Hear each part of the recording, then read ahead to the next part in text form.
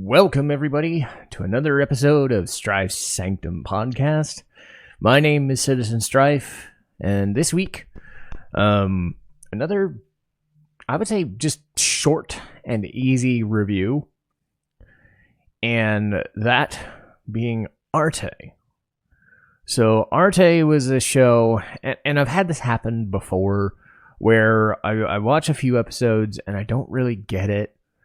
And I try to get back into something, and if it sometimes when that happens, it's like it's not bad.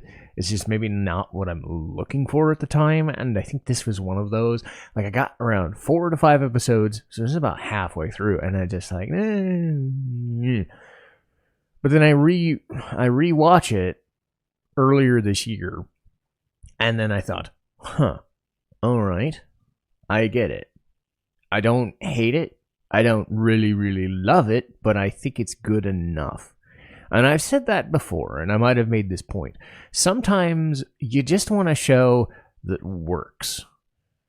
It's kind of teetering on that line between I want to kind of like it and I kind of want to hate it. You know, I dealt with this with Guilty Crown a couple of weeks ago, where it's like either the story is getting really fucking weird, but there's still some like life into it.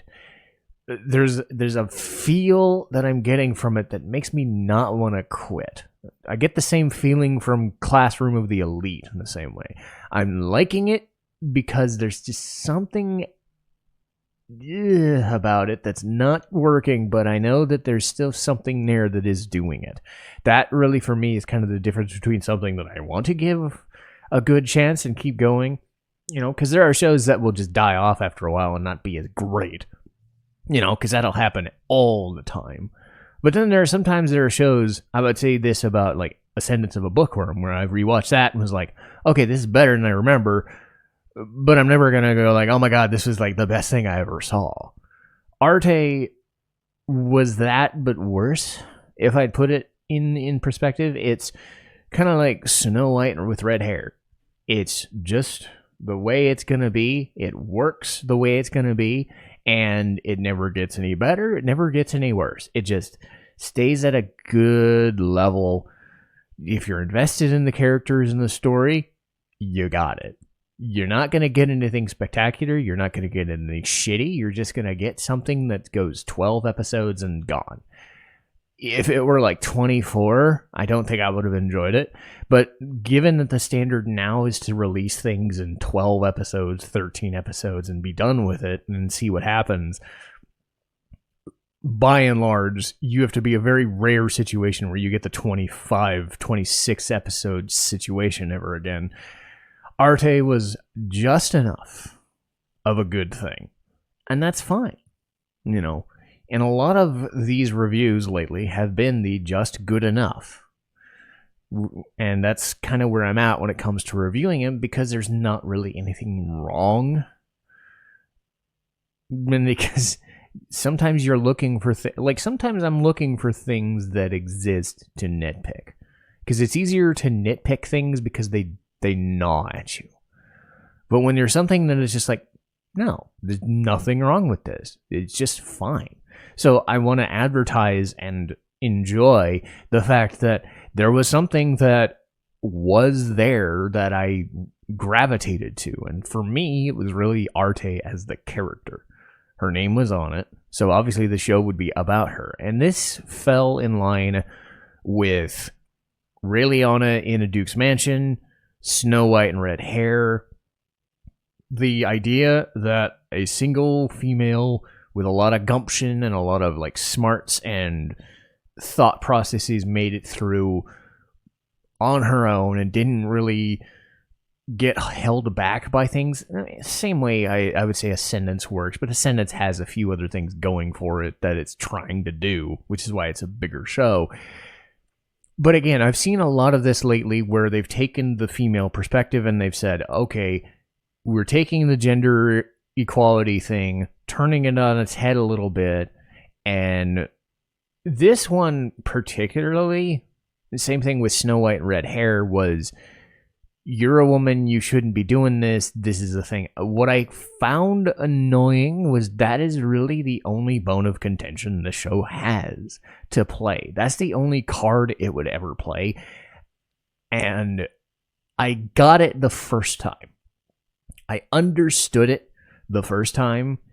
After a while, I think there was no, like, it was more about the character drama of the situation she's in, about the people she's in, but there's still that niggling annoyance that Arte's gone over this bullshit. She's proven she can live with other people and deal with the thing. I don't need to be told, oh, women can't be an artist. What are you talking about? Like, sure, even if that was the way 16th century France, because that's where it's set, was like, you don't have that in shows like, you know, Gankutsuo, which by and large were different setups, but they didn't like women or whatever. You have women or property, you know, played for dark kind of, but it's not like hammered home as a you're a piece of shit and that's all there is to it. So it's kind of surface level annoyance and difficulty. That's really all I would say is the drawback to this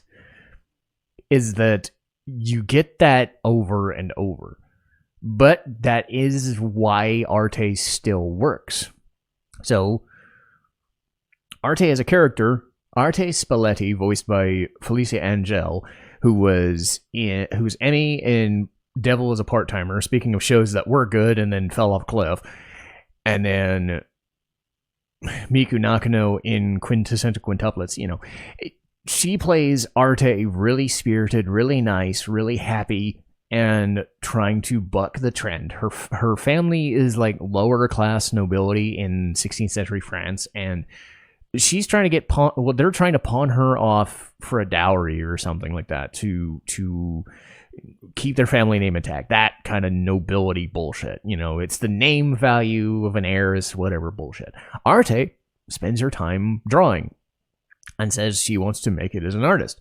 So she storms out of the house and then tries to make do. And I like the first few episodes where, again, you do have that whole women bullshit, but it works to set where she's trying to go, at least, because she ends up finding, after a while, this painter known as Leo. It's voiced by Gianni Matragrano, and he's just gruff, working man. They go over his backstory enough where he was a poor guy who wanted to be an artist, but people said he couldn't. So you can already kind of tell where the show's going to go.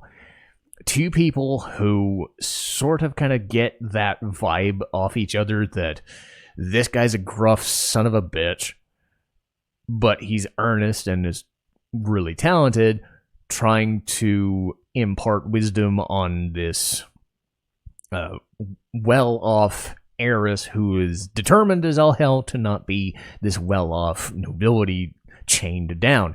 So they spend a couple of episodes saying, okay, can you pull this off? Can you pull this off? So she does that. She learns how to use like little techniques and skills around different workshops and things and says, okay, I'm going to be an apprentice.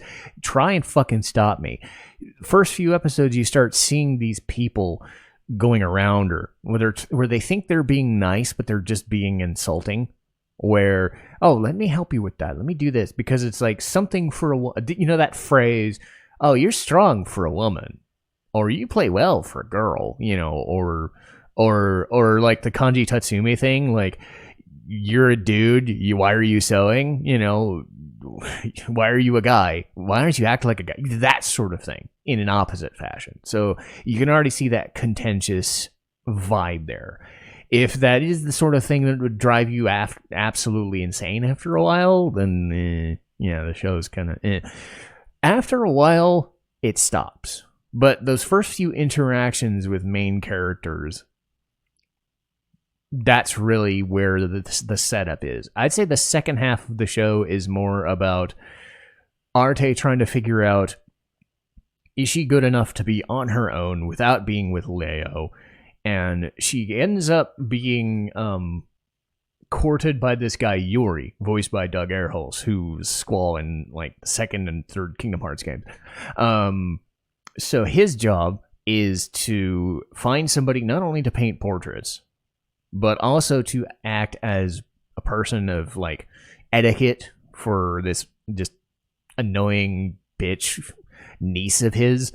And she just doesn't give a shit. She doesn't want to give a shit. You find out later that she's not doing it she's doing it intentionally as an act, but she also has other things that she wants to do. And Arte, being that like free-spirited, like just trying different things and doing, learning different things. She's smart and polite, but at the same time, she's like willing to get her hands dirty and try to figure out at surface level how to deal both with nobility at their level, but also with people who don't give a shit.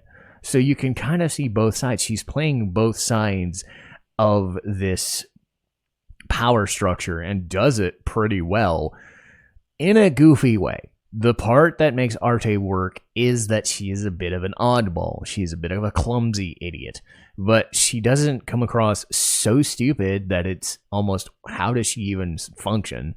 But you can understand that she would be kind of dumb or naive, that it is kind of charming, because there is a good line you have to kind of skirt when you're going to do that sort of thing. So that is really what holds that show together. These two kind of pieces of things, learning to be an apprentice and trying to find new jobs in Florence. One of my favorite characters of the show was Veronica. And funny, when I was looking up who she was voiced by, she was voiced by the lady who did Blaze the Cat for like the Sonic 06 and other games. But I was kind of laughing, because you don't expect that. Oh, hey, I'm in an anime in 2020. What did I do? Oh, I played in a Sonic game like 4 or 5 times, and it's the bad ones. And it's not her fault. Jobs are jobs. But Veronica, again, falls in that like insults Arte by mistake sort of situation. Her thought process was, I have to do whatever to get ahead as a courtesan, so I'm playing people as hard to get. So I'm making them want me so they'll spend more money on me, but I'm skilled at my job. Arte looks at it at first and says, I don't want to treat people with disrespect. You're being a complete tease. You're being a floozy. You're being a complete bitch. But then she thinks about it after a while, and she thinks, well, no, it's part about getting ahead in life. And sometimes you have to do things that are not exactly reputable. I mean, being a courtesan at the first stretch is not reputable, unless you're like a geisha and you're performing, and it's like, okay, you've learned that skill, but it's still kind of a seedy position. So I felt like Arte at first just completely saying nope to the, hey, I play people for fools and I do that intentionally. I can understand that being a bone of contention when you have this character, Arte, who's just very earnest and wants to treat people. I see you for what you are. You're acting like a complete asshole to people. Versus, I will do things on my own merits. But then you kind of look at it and she kind of says, you know what?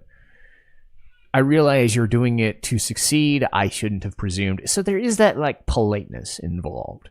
So there's those character dynamics that help at play, despite the fact that I say the dialogues and the story is presented are not like amazing. The interplay between Arte and different people kind of works, even if there are characters that get introduced that seem like, oh my god, I'm your friend now. I'm like, what? When am I your friend? I only met you now? Some characters, like minor characters, aren't built up. Like Arte has a friend. I'm like, she never gets built up as a friend. She just kind of shows up in the plot every once in a while as a minor supporting character. And I'm like, why are you my friend now? It's like they forgot a step in the social link or something. It just makes no sense. But other than that, the main characters and Arte bounce off each other well, and she has different ways of dealing with all of them. But it's consistent with her mentality of trying to do things for herself, by herself, so that she doesn't come across as just some token wife. That's really what a lot of these shows tend to be recently, but it still doesn't feel formulaic. That's the best way to describe it. Like, none of these feel so formulaic that I hate them. Despite the fact that Shirayuki, Arte, Raeliana, they do feel like the same character going through different versions of the same story beats in different situations, but they all still kind of feel like their own different way of doing that. Because again, I've said before, whether I'm playing a game or watching an anime, there's only so many stories you can tell. There's only so many characters you can do, because you're kind of juggling puzzle pieces back and forth and saying, this person goes there, but this situation says this. You're going to find tropes. You're going to find things that remind you of something else. But at the end of the day, how does a show stand up on its own merits? And Arte stands alone because it's good enough. It's a pleasant enough watch. Will I think it's for everybody? No. If you're looking for something, a little more tense and a little more dramatic and a bit dark, no. If you're looking for something kind of just light and fluffy and kind of dumb, despite some of the character drama, you'll get it. It's a drama, but it's kind of dumb. But it still kind of works. So would I recommend Arte? Yes. Because there's nothing completely wrong with it. And that's the best way I can describe it. Sometimes you just want something that works and a character that holds the thing together and makes everything work. So, let me see what's coming up next. Eventually, we're going to get to Megumin. But for now, I have my schedule here, and I'm loading it up on my phone. Here we go. Yay. So, Arte was today. We've got the Wandering Witch, Elaina. Mike Tyson's Punch-Out. The Megumin Explosion Konosuba spinoff. Get that right in before the new season starts. Hooray for good shows. Sea of Stars. Goblins. Season 2. So, Goblin Slayer Season 2. Because, of course, I always say goblins. And, let's see. April 20th. Like a Dragon Infinite Wealth. Let's just say I am really invested in Like a Dragon Infinite Wealth. If you haven't played it, you really fucking should. It's amazing. And then April 27th. Speed Grapher. Very strange, awkward sci-fi crime drama thing. Anyway, that'll do it for this, I would say, decent length, but still short episode. And I will see you guys next time. Citizen Strife, signing off.